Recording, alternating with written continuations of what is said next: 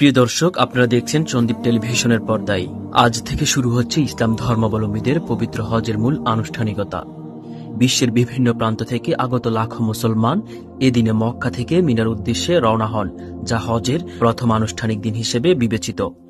হজের মূল পর্ব মিনার অবস্থান, আরাফাতের ময়দানে সমবেত হওয়া, মুজদালিফায় রাত যাপন, কঙ্কর নিক্ষেপ, পশু কোরবানি এবং তাওয়াফে ইফাজা এ সমস্ত ধাপে সম্পূর্ণ হয়।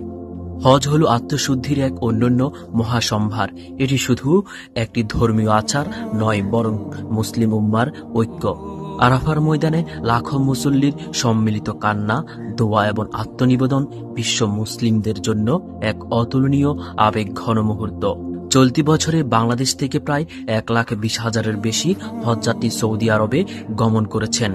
বাংলাদেশ হজ অফিস জানিয়েছে, অধিকাংশ হাজি সুস্থ ও নিরাপদে পবিত্র ভূমিতে অবস্থান করছেন।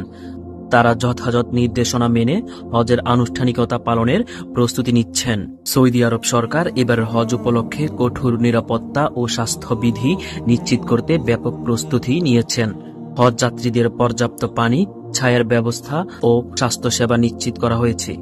মাহমুদুল হাসান, সন্দীপ টেলিভিশন।